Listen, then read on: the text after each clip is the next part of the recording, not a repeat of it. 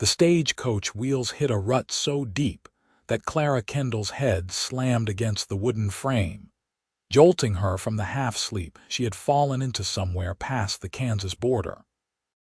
She clutched the broken locket tighter in her palm, feeling the jagged edge where the clasp had snapped 3 days ago when her stepfather had tried to rip it from her neck during their final confrontation. Blood had dried in the tiny crevices of the gold-plated metal, a reminder of everything she was leaving behind in St. Louis. The year was 1876, and she was 22 years old with nothing but the clothes on her back, $17 sewn into her hem, and this damaged piece of jewelry that held the only photograph she had of her mother.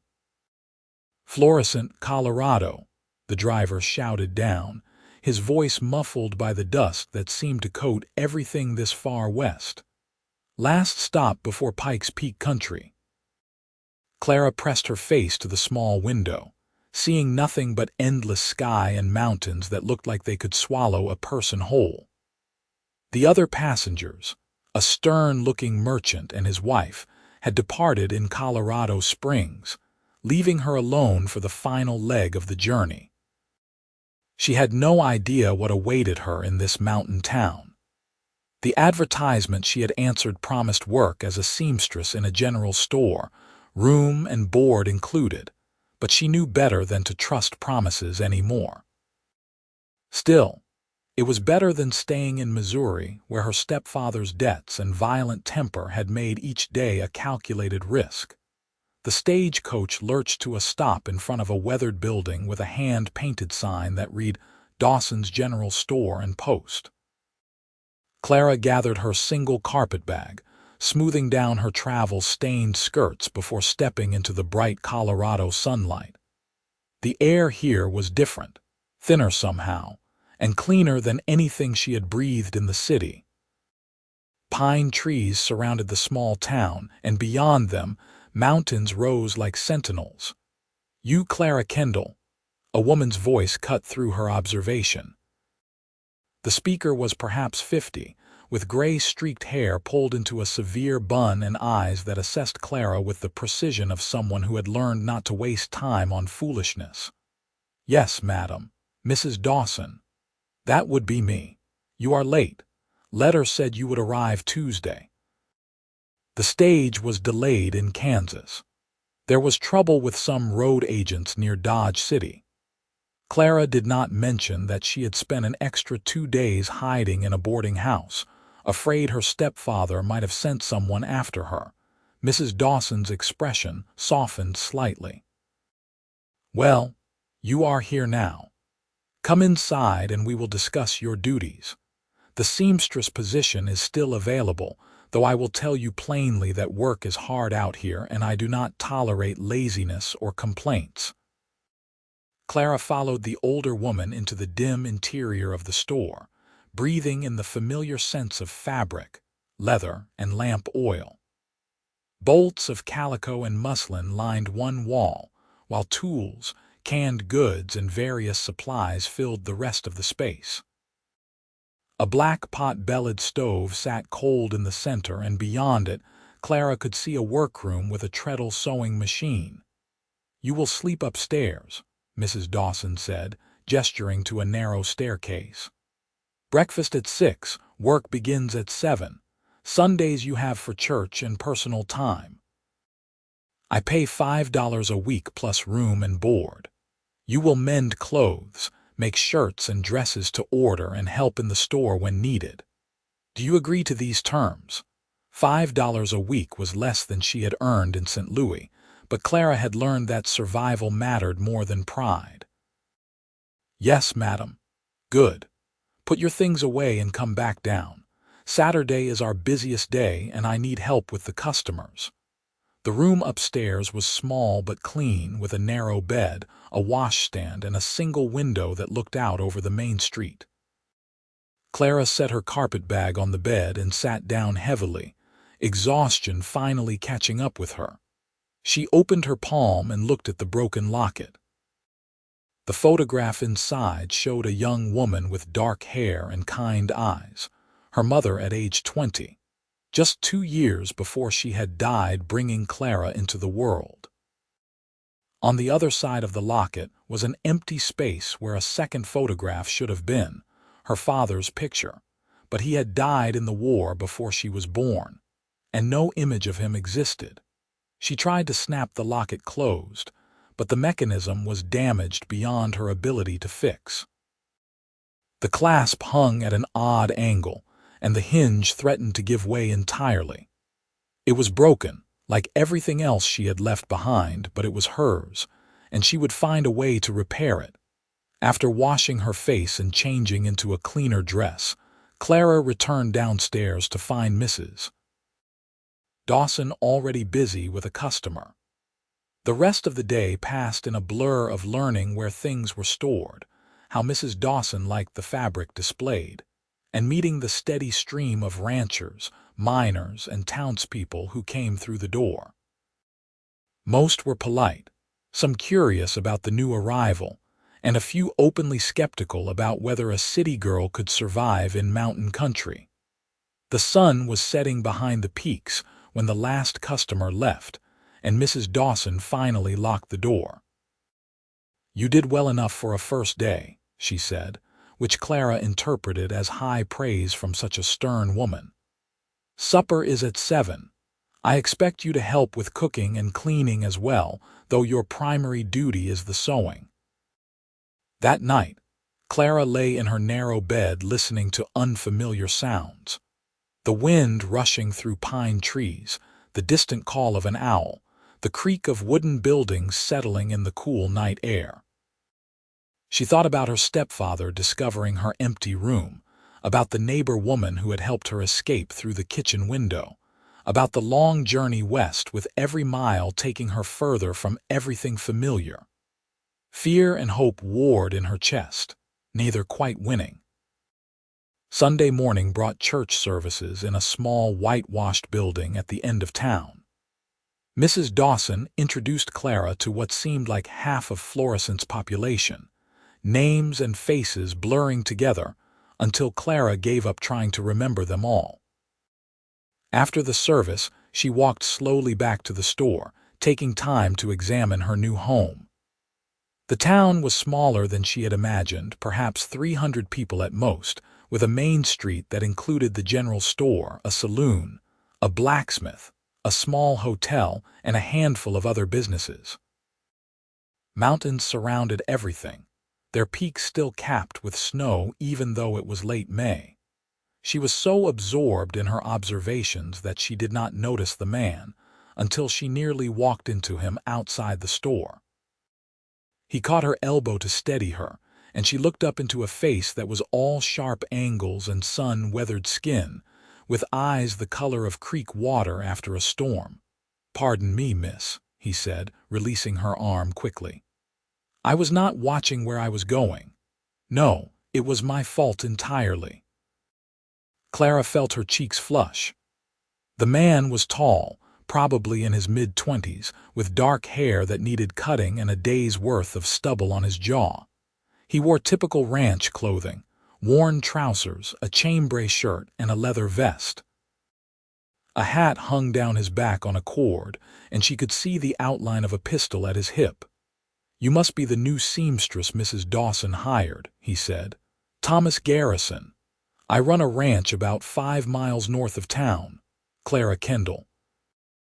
She was acutely aware that they were standing very close together on the boardwalk, and that several townspeople were watching with interest. "Welcome to Florissant, Miss Kendall. I hope you will find it suits you." Thomas Garrison touched the brim of his hat and moved past her into the store, leaving Clara standing alone on the boardwalk with her heart beating faster than it should have been. The following weeks fell into a steady rhythm. Clara rose before dawn, helped Mrs. Dawson with breakfast, and spent her days bent over the sewing machine or hand-stitching repairs. The work was indeed hard, but honest, and she found satisfaction in seeing her creations take shape under her fingers. She made shirts for ranchers, dresses for townswomen, even a tiny christening gown for a baby due in August. Her skill with a needle had always been considerable, and soon word spread that the new seamstress at Dawson's could handle even difficult alterations. Thomas Garrison came to town every Saturday, usually bringing supplies to sell and picking up necessities for his ranch. Each time, he found a reason to stop by the store and exchange a few words with Clara. She learned that he was 26 years old, that he had come to Colorado 3 years ago from Texas, and that he ran cattle on a homestead he was slowly building into a proper ranch. He spoke little about his past, but she sensed shadows there, much like her own. "You planning to stay in Florissant?" he asked one Saturday in late June, leaning against the counter while she wrapped up the 2 shirts she had finished for him. "I have not decided yet," Clara said honestly. "It depends on whether I can make a life here. And what would that life look like?" His gaze was steady, not challenging, just curious. Clara paused, considering. "Safety, peace. Perhaps eventually a place of my own, though I know that is ambitious." Nothing wrong with ambition. This country was built by ambitious people. Thomas paid for the shirts and then hesitated, as if weighing his next words carefully. "Would you consider coming out to see the ranch sometime? Mrs. Dawson could spare you for an afternoon, I imagine, and it would give you a chance to see more of the area." Clara's first instinct was to refuse. She barely knew this man, and accepting such an invitation would certainly start tongues wagging. But something in his expression, a hopefulness tempered by expectation of rejection, made her reconsider. "I would like that," she heard herself say. The smile that broke across Thomas's face transformed it entirely, erasing the hard edges and revealing something gentler beneath. "Next Sunday, then. I will bring the wagon around at noon." After he left, Mrs. Dawson appeared from the back room with a knowing expression. "Thomas Garrison is a good man," she said without preamble. "Works hard, keeps his word, treats people fairly. His ranch is struggling like most small operations out here, but he is determined. Could use a strong woman beside him. Mrs. Dawson, he only invited me to see the ranch. Hum. And I only hired you because I needed a seamstress." The older woman's eyes twinkled with rare humor. "Sometimes things start as one thing and become another. Just be careful with your heart, girl. This country can be hard on those who love too freely." That night, Clara sat by her window with the broken locket in her hands. She had been trying for weeks to fix it, bending the clasp carefully, testing the hinge, but nothing worked. The damage was too severe for her limited skills. She closed her fingers around it and thought about Thomas Garrison's invitation, about the way her pulse quickened when he smiled, about the dangerous territory of hope. Sunday arrived bright and clear, the kind of day that made the mountains look close enough to touch. Clara wore her best dress, a deep blue calico she had made herself, and tried not to think about what this outing might mean. Thomas arrived precisely at noon, driving a sturdy wagon pulled by 2 brown horses. He had cleaned up, she noticed, shaving and wearing what was probably his best shirt. "Ready?" he asked, helping her up to the wagon seat. "Ready." The ride north took them through country that made Clara catch her breath. Pine forests gave way to open meadows filled with wildflowers, and beyond everything, the mountains rose in layers of blue and purple. Thomas kept up an easy conversation, pointing out landmarks and telling stories about the area. She learned that winters here were brutal, that mountain lions sometimes came down to hunt livestock, that the community came together when someone needed help, because survival often depended on neighbors. The ranch, when they reached it, was modest but well kept. A small cabin sat in a clearing with a barn, a corral, and several outbuildings. Cattle grazed in the distance, and Clara could hear the sound of running water from a nearby creek. "It is not much yet," Thomas said, and she heard the vulnerability in his voice. but I own the land free and clear, and I am building it up slowly. Another year or two and I will have a proper herd." "It is beautiful," Clara said, and meant it. There was something honest about this place, something that spoke of hard work and determination. Thomas showed her around, introducing her to his 2 horses, his hound dog named Buck, and the small vegetable garden he was attempting to grow behind the cabin. Inside, the space was clean but sparse. A table, 2 chairs, a bed in one corner, a stove, and shelves for supplies. Everything spoke of a man living alone, doing his best but missing the small touches that made a house a home. "I apologize for the state of things," Thomas said, suddenly seeming embarrassed. "I am not much for housekeeping. It is fine." Clara walked to the single window and looked out at the view of the mountains. "You must love it here." "I do." He came to stand beside her, not touching but close enough that she could feel the warmth radiating from him.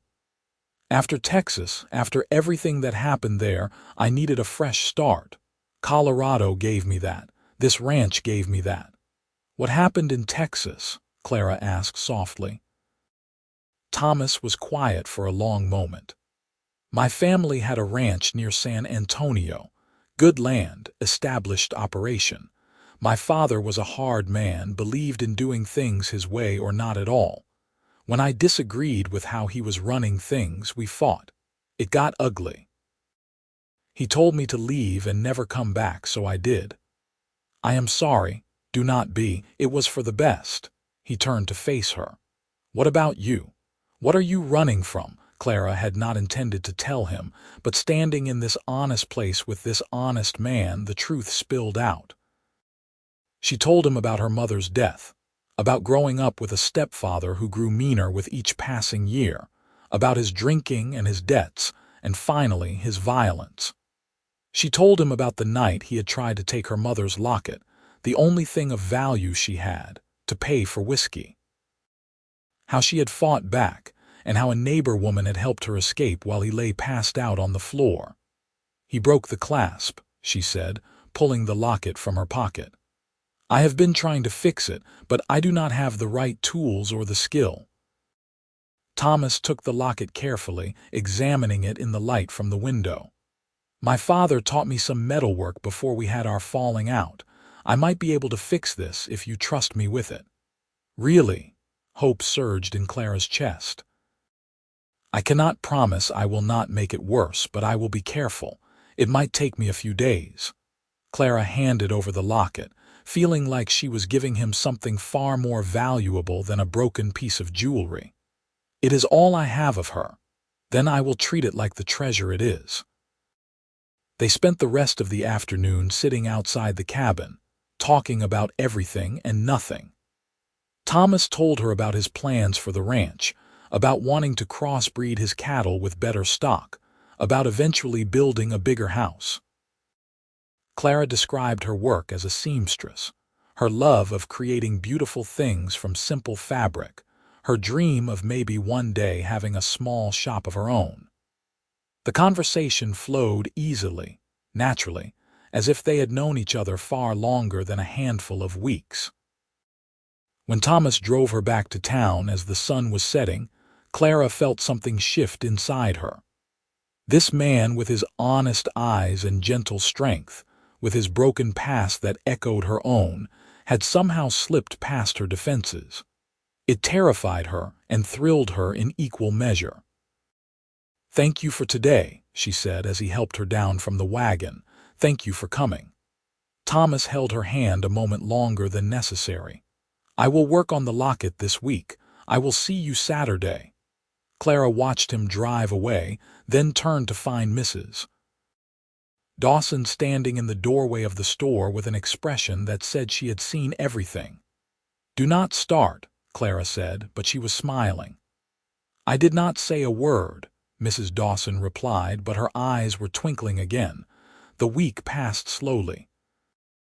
Clara threw herself into her work, completing a complicated dress order for the banker's wife, and repairing a stack of work shirts that had seen better days. Every time the door opened, her heart jumped, hoping it might be Thomas. But Saturday was his regular day to come to town, and she knew he would keep to his schedule. When Saturday finally arrived, Clara had worked herself into a state of nervous anticipation that Mrs. Dawson clearly found amusing. She had changed her dress twice before settling on a simple green calico, had repinned her hair 3 times, and was generally making a fool of herself. "He is just a man," Mrs. Dawson said dryly. "They put their trousers on one leg at a time like everyone else. I know that. Do you? Because you are acting like the Queen of England is coming to visit." Before Clara could respond, the door opened and Thomas walked in. His face lit up when he saw her, and Clara felt her anxiety melt away. This was just Thomas, the man who had shown her his ranch and shared his dreams and listened to her story without judgment. "I have something for you," he said, pulling a small cloth bundle from his pocket. Clara unwrapped it carefully, and tears immediately sprang to her eyes. The locket lay in her palm, fully repaired. The clasp had been reinforced, the hinge was smooth, and someone had even polished the gold plating until it gleamed. It looked better than it had in years, perhaps better than it had ever looked. "Thomas, this is perfect." "How did you—" "I told you I knew some metalwork. The clasp was tricky, but I think it will hold now. Try it." Clara opened and closed the locket several times. The mechanism worked flawlessly, the two halves meeting with a satisfying click. She could see her mother's photograph inside, protected now, safe. "I do not know how to thank you," she whispered. "You do not need to thank me." Thomas's voice was rough. "You said it was all you had of her. That is enough reason to fix it, Mrs. Dawson cleared her throat loudly from across the store. "Thomas Garrison, did you come here to conduct business or to stand around making calf eyes at my seamstress?" Thomas laughed, the sound rich and genuine. "I suppose I should pick up those supplies I ordered. But Clara, would you walk with me later? There is something I want to talk to you about." "Yes, I finish at 5. The afternoon dragged by with impossible slowness. Clara kept touching the locket, now hanging safely around her neck, marveling at the careful work Thomas had done. He had not just repaired it, he had restored it, giving back something precious that she had thought was lost forever. The gesture meant more to her than she could adequately express. When 5 o'clock finally came, Thomas was waiting outside with 2 horses. "I thought we might ride a bit. Mrs. Dawson said she could spare you for an hour." Clara had not ridden since childhood, but she let Thomas help her up into the saddle of a gentle mare. They rode slowly out of town, following a trail that wound up into the foothills. The evening air was cool and sweet with pine, and birds called from the trees around them. "I have been thinking a lot this week," Thomas said after a while. "About you, about me, about what I want from life." Clara's heart began to pound, but she stayed silent, letting him find his words. "I came to Colorado to start over, to build something new and better than what I left behind. This ranch, it is more than just land and cattle to me. It is proof that I can make something of myself, that I do not have to follow in my father's bitter footsteps." He paused, seeming to struggle with what to say next. "But building a ranch is not the same as building a life. I realized that when you arrived in town. Suddenly, there was something missing from my plans, someone missing." They had reached a small clearing with a view over the valley. Thomas dismounted and helped Clara down, his hands lingering at her waist. They stood very close together, the horses grazing peacefully behind them.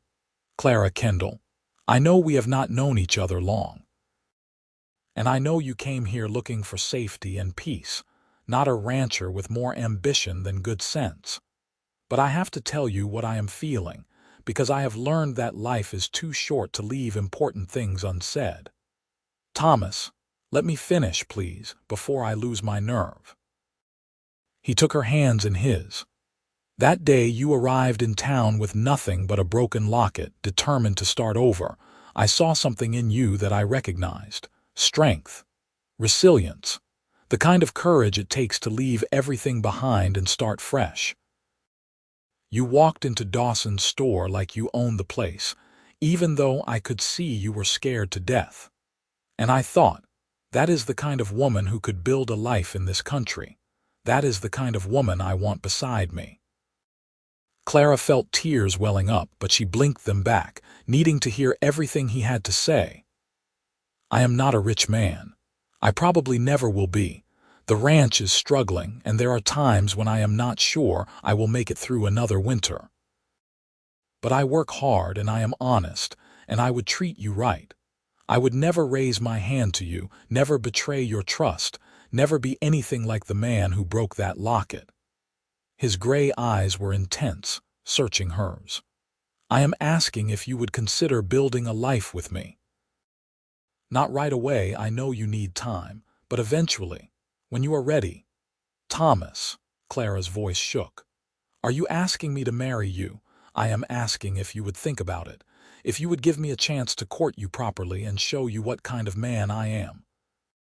And if, eventually, you come to care for me the way I am starting to care for you, then yes, I would ask you to marry me. Clara looked at this man who had fixed her locket, who had shared his home and his dreams, who was offering her not just safety but partnership. She thought about the ranch with its beautiful view, about Thomas's careful hands and kind eyes, about the way she felt when he smiled at her. She thought about her mother, who had loved a man she barely had time to know before war took him away, and about the locket that now hung safe and whole around her neck. You said I arrived with nothing but a broken locket, she said quietly. Do you remember what you told Mrs. Dawson when she mentioned that? Thomas looked confused. I do not recall saying anything about it. You were in the store about a week after I arrived. Mrs. Dawson was telling you about how I showed up with practically nothing to my name. And you said, sometimes a broken locket and the courage to start over is enough. That is more than most people have. Clara smiled, touching the locket at her throat. I was in the back room and I heard you say it. I thought about those words for days. That maybe I was enough, just as I was. You are more than enough. Thomas cupped her face gently. You are extraordinary. I am not sure about that, but I am sure about this, about you. Clara took a deep breath, letting herself be brave. I do not need time to think about it. I have been thinking about it every day since that Sunday you showed me your ranch. Yes, Thomas Garrison.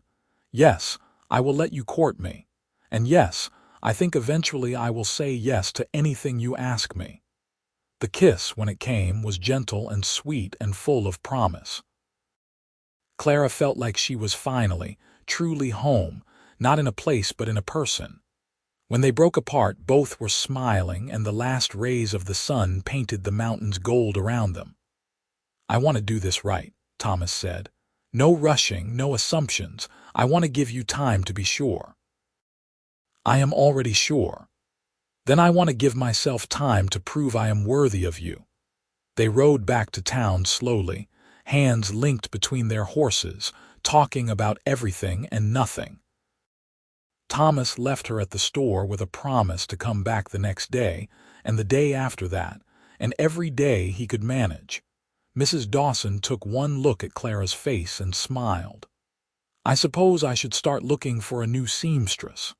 Not yet, Clara said quickly.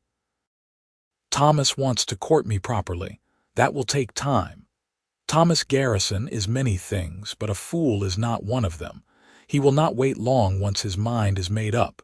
You had better start thinking about what kind of wedding dress you want to make. The summer passed in a haze of happiness. True to his word, Thomas came to town as often as his ranch work allowed. On Sundays, they went to church together, then spent the afternoons riding through the mountains or simply sitting on the porch of his cabin talking. He was teaching her to ride better, and she was teaching him to appreciate the small comforts that made a house a home. She brought curtains she had sewn for his windows, a quilt for his bed, small things that transformed the stark cabin into something warmer.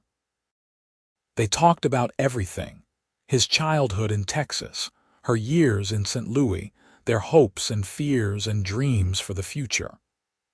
Thomas told her about the war his father had fought in, how it had changed him from a stern man into a cruel one. Clara told him about her mother's stories of falling in love with her father at first sight, about how sometimes she wondered if she had inherited her mother's quick heart. "You think people can fall in love quickly?" she asked one Sunday in August, lying on a blanket beside Thomas while they watched clouds drift over the peaks. "I think people can recognize their future quickly," Thomas said. "The falling in love, that is the journey. It is learning all the small things about someone. How they take their coffee, what makes them laugh, what they look like when they first wake up. And how do you like your coffee? Black and strong enough to strip paint," Clara laughed. "I will remember that. How do you like yours?" "With cream and sugar, so sweet my stepfather used to say I was drinking candy." Thomas rolled onto his side, propping himself up on an elbow to look at her. "Tell me more things. Tell me everything." So she did. She told him about loving thunderstorms, about her habit of humming while she sewed, about her secret dream of one day learning to read music. He told her about his love of the hour just before dawn, about his habit of talking to his cattle, about his secret dream of building a house big enough for a large family. "How large?" Clara asked. "Oh, at least 5 or 6 children, maybe more." "That is a lot of children." "Do you not want children?" Thomas looked suddenly worried. "I did not say that. I am just picturing 6 little versions of you running around creating chaos. They would be versions of both of us, with your beauty and my charm." "You mean my charm and your beauty." He kissed her then, slow and deep, until Clara forgot they were having a conversation at all. By September, the whole town knew that Thomas Garrison was courting Clara Kendall, and most approved of the match. A few of the older women clucked about the speed of it all, but Mrs. Dawson silenced them by pointing out that life in the mountains did not allow for long, drawn-out courtships. Winter was coming, and practical matters had to be considered. One Saturday in early October, Thomas came to town with a look of such determination that Clara knew immediately something significant was about to happen. He waited until she finished work, then took her to the small hotel dining room, the nicest place in Florissant, to have a meal. "You are making people talk," Clara teased as they settled into a corner table. "Let them talk. I have something important to ask you, and I wanted to do it properly." Clara's heart began to race. "Thomas, I know I said I would give you time. I know I said we would not rush. But Clara, it has been 4 months since you arrived in town, and I have never been more sure of anything in my life. I love you. I love your strength and your kindness and the way you hum when you think no one is listening. I love how you made my cabin into a home just by being in it. I love how you see the best in people, even when they do not deserve it." He pulled a small box from his pocket and opened it to reveal a simple gold band. "This was my grandmother's ring, the only thing my mother gave me when I left Texas. She said to keep it for the right woman." "You are the right woman, Clara. You are the only woman. Will you marry me?"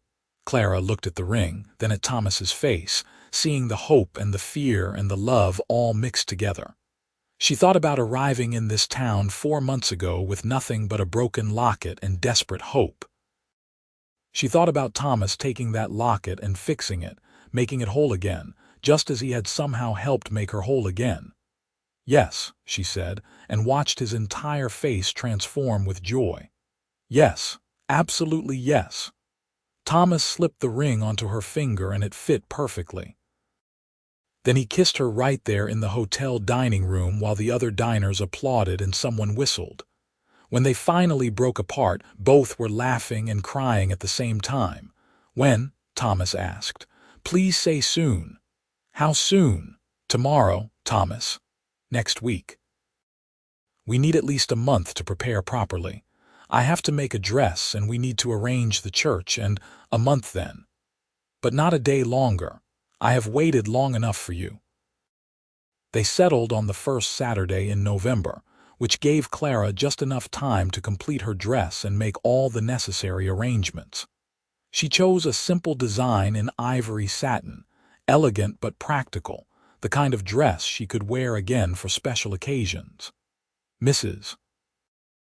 Dawson threw herself into planning with surprising enthusiasm, declaring that if she was losing her seamstress, at least she would see her properly married off. The town rallied around the upcoming wedding with typical frontier generosity. The hotel offered their dining room for the reception. The baker made a cake as a gift. Several ranch families offered food and supplies. Thomas's neighbors helped him add a room to the cabin, giving the married couple more space and privacy. The sense of community, of people caring for each other, moved Clara deeply. This was what she had been searching for without knowing it. Not just a safe place, but a home. The night before the wedding, Mrs. Dawson came to Clara's room with a small package. "This belonged to my daughter," she said, her voice unusually soft. "She died of fever when she was 16, before she had a chance to wear it. I would like you to have it." Clara unwrapped the package to find a delicate lace veil, beautifully preserved. "Mrs. Dawson, I cannot accept this. It is too precious." "You can and you will. My Sarah would have liked you." She was strong-willed and stubborn and had no patience for foolishness, just like someone else I know. The older woman's eyes were suspiciously bright. "You have been good for this town, Clara. Good for Thomas. Good for me, if I am being honest. Having you here has reminded me what it is like to have a daughter." The two women embraced, and Clara realized that in the 4 months since her arrival, Mrs. Dawson had become far more than an employer. She was family. The wedding day dawned clear and cold, with frost sparkling on the ground and the mountains brilliant against a deep blue sky. Clara dressed carefully in her ivory gown, pinning Mrs. Dawson's veil into her hair.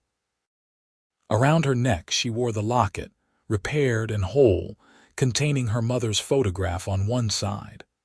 On the other side, she had placed a tiny photograph of Thomas that a traveling photographer had made just the week before.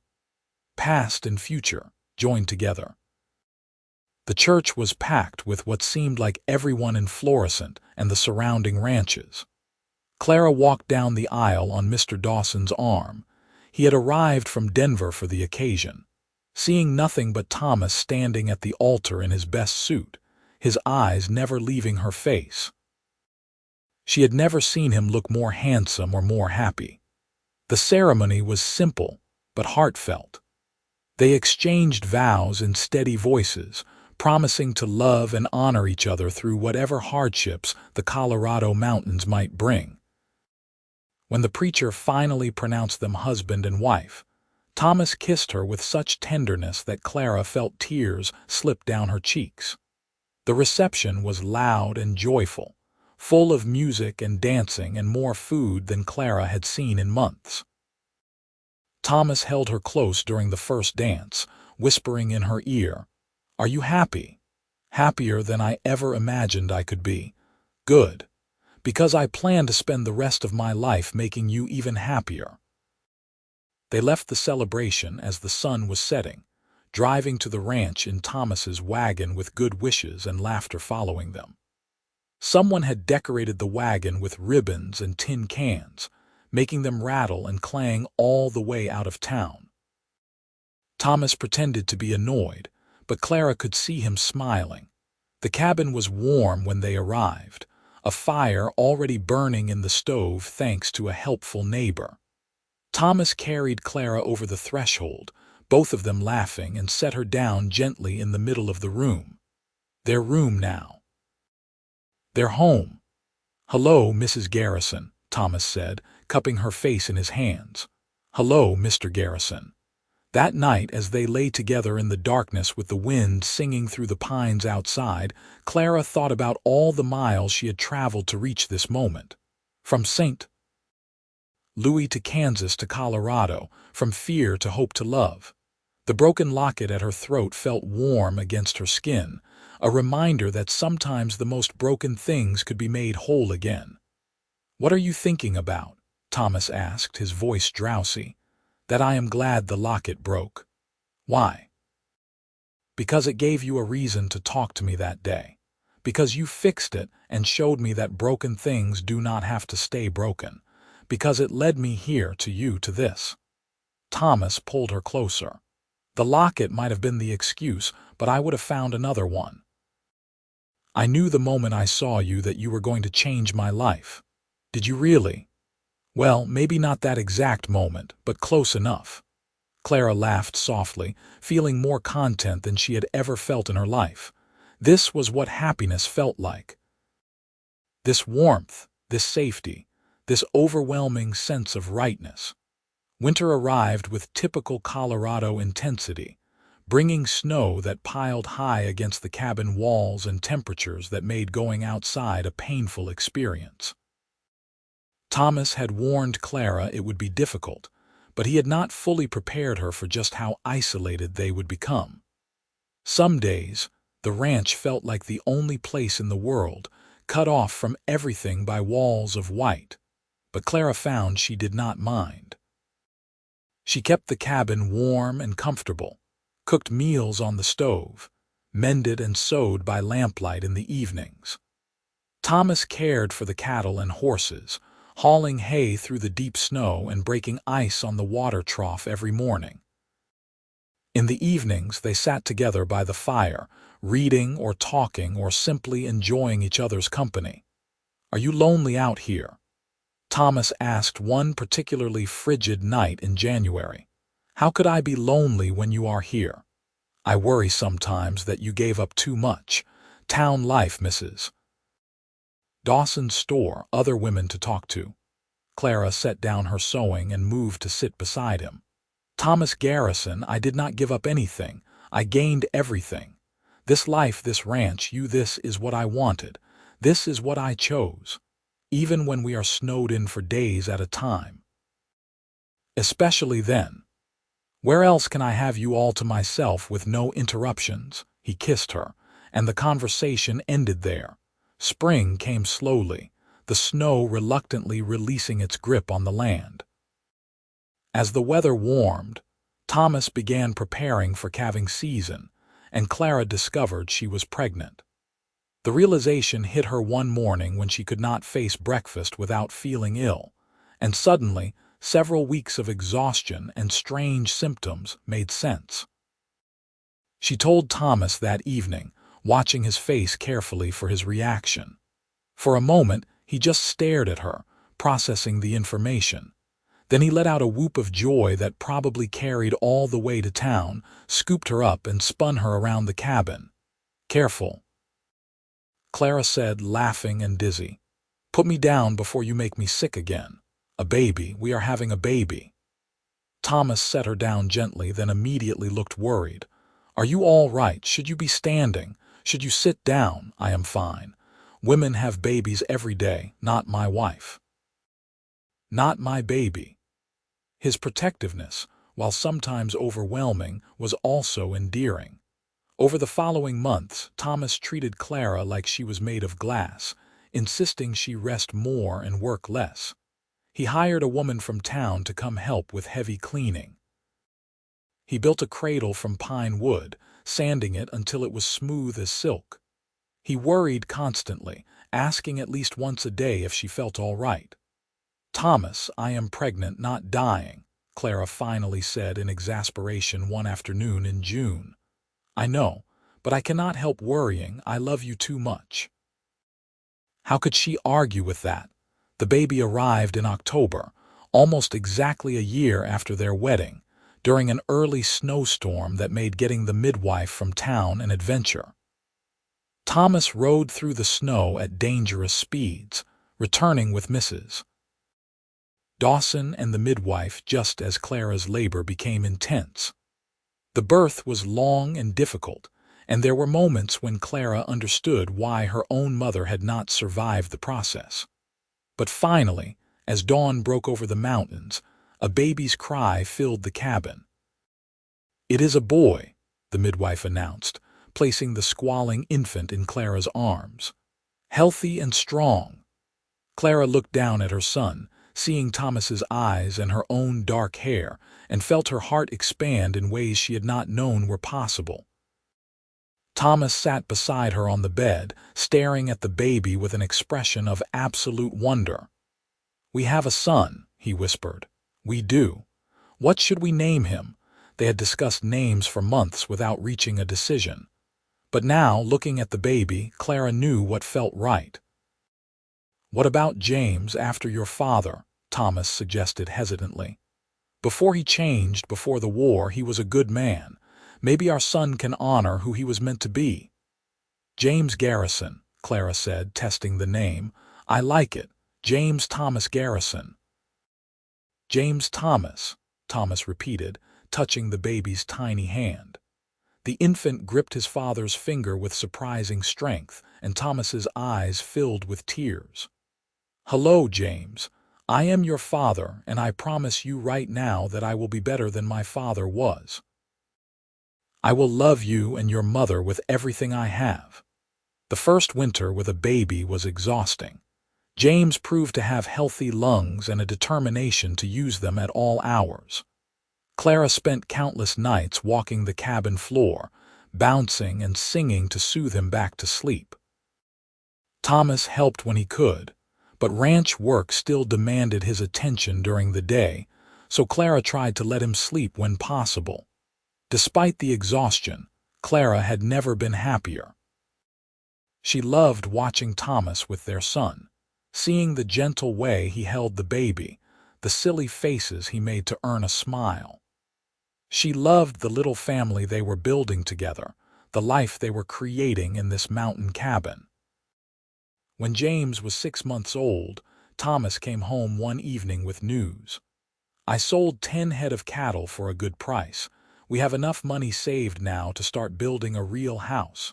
Something bigger, with separate bedrooms and a proper kitchen. Thomas, this cabin is fine." "This cabin is cramped, especially now that we have James.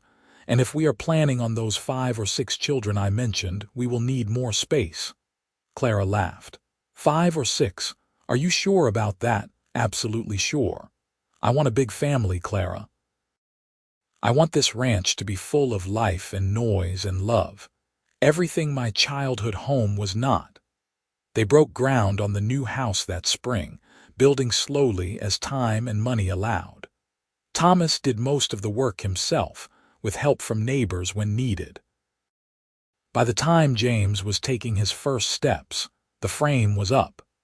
By his second birthday, they were moving into a real 2-story house with 4 bedrooms, a kitchen with a proper stove, and a front porch that looked out over the mountains. "What do you think?" Thomas asked as they stood together surveying their new home. "I think it is perfect," Clara said honestly. The house was simple but solid, built to last through Colorado winters and raise children in. "I think our life here is perfect." Their second child, a daughter they named Margaret after Clara's mother, arrived 2 years after James. She was an easy baby, calm and content where her brother had been fussy and demanding. Thomas doted on her shamelessly, carrying her everywhere and declaring her the most beautiful child ever born. "You said that about James," Clara pointed out. "I was wrong then. I am right now. You are impossible. You love me anyway. I do. Heaven help me, I do." Life on the ranch found its rhythm. The cattle herd grew slowly but steadily. Thomas took on occasional ranch hand work for other spreads to bring in extra money. Clara took in sewing from town, making dresses and shirts while the children napped. It was hard work, unending work, but it was theirs. Mrs. Dawson visited often, bringing supplies from town and spending time with her honorary grandchildren. She had closed the store and retired, turning the business over to a younger couple, but she remained a vital part of Clara's life. The older woman's health was failing, though she refused to admit it, and Clara treasured every visit. "You have done well for yourself," Mrs. Dawson said one afternoon, watching James and Margaret play in the yard while she and Clara sat on the porch shelling peas. "Better than I dreamed when you stepped off that stage looking half-starved and completely terrified." "I was terrified," Clara admitted. "I had no idea if I could survive out here." "But you did more than survive. You thrived. You built something real and lasting. We built it. You gave me the chance when I had nothing. You had more than nothing. You had a broken locket and the courage to start over," Mrs. Dawson smiled. "Thomas told me once that was enough. Turns out he was right." Mrs. Dawson passed away peacefully in her sleep that winter, leaving her property to Clara. The inheritance included the store building, a small house in town, and enough money to send both James and Margaret to good schools someday. Clara wept for the woman who had been her first friend in Colorado, who had given her a chance and then a family. The years passed in the way they do, each season flowing into the next. Thomas and Clara had 4 more children over the next decade. Another son named William, twin girls they named Sarah and Catherine, and finally another boy they named Daniel. The house rang with noise and laughter, exactly as Thomas had wanted. The ranch prospered, growing from a small homestead into a respected operation. James grew into a serious young man who loved the ranch as much as his father did. Margaret inherited her mother's skill with a needle and her father's determination. William was the adventurous one, always exploring, always asking questions. The twins were inseparable, finishing each other's sentences and getting into trouble together. Daniel, the baby, was sweet-natured and thoughtful, content to sit for hours watching his mother sew or his father work with the horses. Clara sometimes stood on the porch of their house, looking out over the land they had built together, and marveled at how far she had come. From that terrified girl stepping off the stage in fluorescent with nothing but a broken locket to a woman surrounded by love and family and purpose. The locket still hung around her neck, though the chain had been replaced twice over the years. Inside, her mother's photograph had faded slightly, but the image of Thomas remained sharp and clear. "What are you thinking about?" Thomas asked, coming up behind her and wrapping his arms around her waist. He was 40 now, his dark hair threaded with silver, lines around his eyes from years of squinting into the Colorado sun. He had never looked more handsome to her. "I am thinking about that first day we met, when I nearly walked into you outside the store. Best accident of my life." "Mine too." Clara leaned back against him, watching their children play in the yard. "Did you ever imagine our life would turn out like this?" "I imagined. I hoped. But the reality is so much better than anything I dreamed." He kissed the top of her head. "You are so much better than anything I dreamed." "I love you, Thomas Garrison." "I love you, Clara Garrison. From the moment you arrived with nothing but a broken locket, looking like you would fight the whole world if you had to, I have loved you every day since. The locket is not broken anymore. Neither are you." Clara turned in his arms to kiss him properly, hearing their children's laughter and the sound of cattle lowing in the distance and the wind through the pines. This was the life she had built from nothing, the love she had found when she stopped looking for it. This was home in every sense of the word. That evening, after the children were in bed and the house was quiet, Thomas and Clara sat together by the fire as they had done countless times over the years. The locket lay open on Clara's palm, the 2 photographs facing each other, her mother on one side, Thomas on the other. Past and present, memory and reality, all contained in this small circle of gold. "You ever regret it?" Thomas asked. Leaving St. Louis, coming west, marrying a struggling rancher. Never, not even once. Clara closed the locket carefully, hearing the satisfying click of the repaired clasp. You told me that a broken locket and the courage to start over was enough. You were right. It was more than enough. It was everything. You were everything, Thomas said.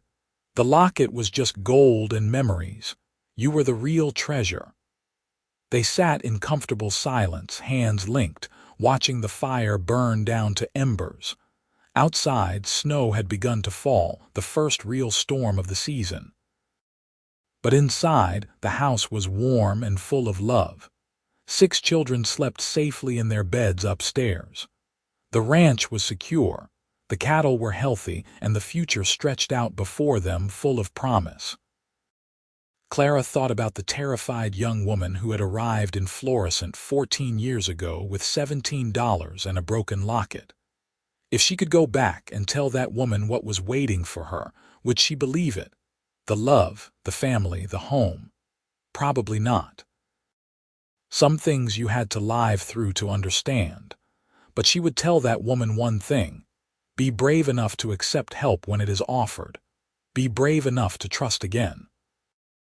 Be brave enough to believe that sometimes broken things can be made whole, and that sometimes the end of one story is really the beginning of another. Come to bed, Thomas said, pulling her to her feet. Morning comes early. It always does. They climbed the stairs together, checking on each child along the way. James was tangled in his blankets as usual. Margaret slept neat and tidy, her doll clutched in her arms. William had somehow ended up sleeping crosswise on his bed. The twins were curled together like puppies. Daniel's thumb had found its way to his mouth, though he was almost too old for such things. In their own bedroom, Clara carefully removed the locket and placed it in the wooden box on her dresser, where she kept her few precious things. The locket had brought her here, had been the excuse for Thomas to speak to her that first time, had symbolized everything broken in her past. Now it represented something different, the truth that broken things could be healed, that courage and hope were sometimes enough, and that love had the power to transform everything.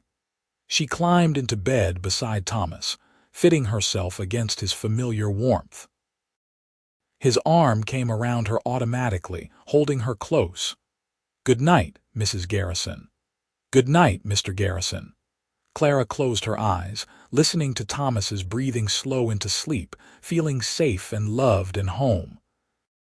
Tomorrow would bring work and chaos and all the usual demands of ranch life with 6 children.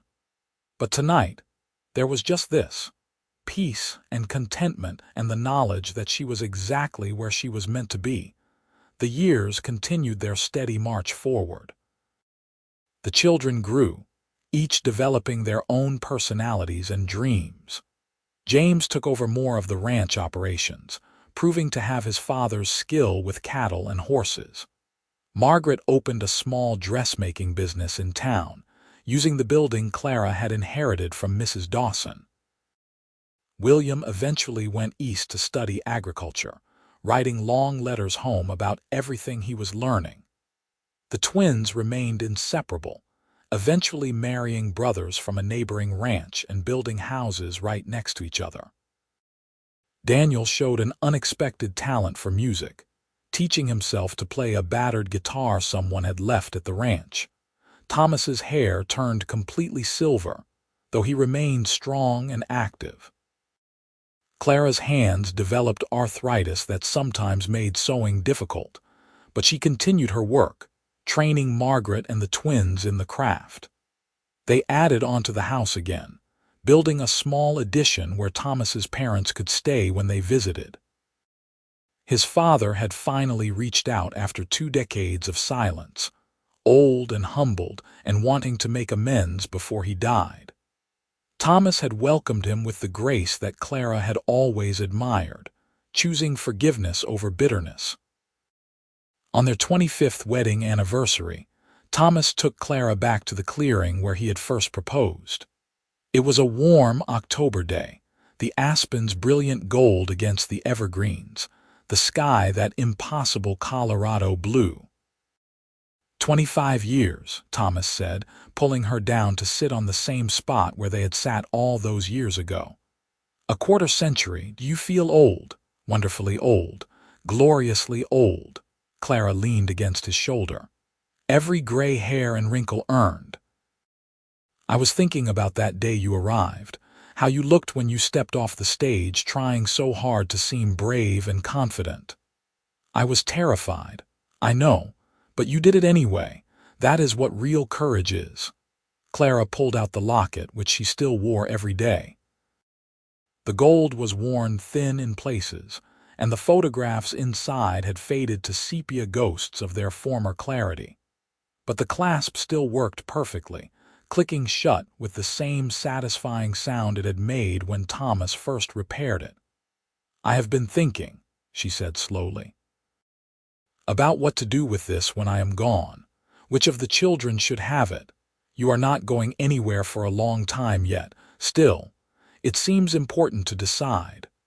Thomas took the locket gently, examining it in the afternoon light. Give it to Margaret. She understands the value of things that can be mended. She knows that broken does not mean worthless. Margaret it is, then. They sat in comfortable silence, watching the play of light on the mountains. A hawk circled overhead, riding the thermals. Somewhere in the distance, a cow lowed. I would do it all again, Thomas said suddenly. Every hard winter, every struggle, every moment, just to end up here with you, me too, even the broken locket. Especially the broken locket. That locket brought you to me. No, Clara said softly. Courage brought me west. You brought me home. The sun was setting as they rode back to the ranch, painting the sky in shades of pink and gold. The house came into view, lights glowing in the windows, smoke rising from the chimney. Several of their children and grandchildren had come for the anniversary dinner, and Clara could see figures moving around inside, preparing the celebration. Look at what we built, Thomas said, stopping the horses to take in the view. Not just the house and the ranch, but the family, the life. All from nothing but a broken locket and the courage to start over. And love, Clara added. Do not forget the love. Never. That was always the most important part. They rode down to the house together, welcomed by the chaos of family. Grandchildren ran out to greet them, shouting and laughing. Margaret and James were arguing good-naturedly about something. The twins were setting the table while their husbands kept stealing bits of food. William had brought his fiancée, a smart young woman from Denver who seemed unfazed by the size and noise of the Garrison clan. Daniel was playing guitar in the corner, making up silly songs that had the children giggling. Clara stood in the doorway of her house, Thomas's hand in hers, and looked at everything they had created. She thought about that desperate girl who had arrived in Colorado with $17 and a broken locket, who had been so afraid but tried so hard to be brave. If she could go back and tell that girl one thing, it would be this. Love is worth the risk. Hope is worth the effort. And sometimes, when everything seems broken beyond repair, all you need is someone willing to say, that is enough. That is more than enough. We can start over from here. The dinner was loud and joyful, full of stories and laughter and love. Thomas gave a toast that made Clara cry, talking about the day a beautiful woman had nearly walked into him outside a store and changed his entire life. Clara gave a response that made everyone else cry, talking about finding home not in a place but in a person, and about building a life from nothing but hope and determination and love. As the evening wore on and the grandchildren started falling asleep in various corners, Clara found herself back on the porch, looking up at the stars. They were brilliant here, far from any city lights, scattered across the sky like diamonds. Thomas joined her, wrapping a blanket around her shoulders against the cool night air. What are you thinking about now? Everything, nothing, how lucky I am. We both are. Yes, we both are. Clara leaned against him, feeling the solid warmth of his presence, the steady beat of his heart. I love you, Thomas Garrison. From the moment you fixed my broken locket and showed me that broken things could be whole again, I have loved you. And I love you, Clara Garrison. From the moment I saw you arrive in town with nothing but a broken locket and more courage than seemed possible, I have loved you. I will love you until my last breath and beyond. They stood together under the stars, two people who had found each other against all odds and built something beautiful from nothing. The locket around Clara's neck caught the starlight, gleaming softly. Inside, two faded photographs faced each other, eternally joined, past and present. Memory and hope. Everything broken, made whole again through love. And in the house behind them, surrounded by the family they had created and the life they had built together, the story that had begun with a broken locket and a cowboy's kindness would continue, long after they were gone. Their children would tell their grandchildren about the day Clara arrived in Florissant with nothing, and how Thomas had looked at her broken locket and said it was enough to start over. They would tell about the love that grew from that beginning, about the ranch built from determination and hope, about the family that became their legacy. But that was the future. Tonight, there was just this. Stars overhead, mountains all around, and two people who had learned that sometimes the end of one story was really the beginning of the greatest story of all. The story of a love that transformed everything it touched, that made broken things whole, that proved courage and hope were never wasted.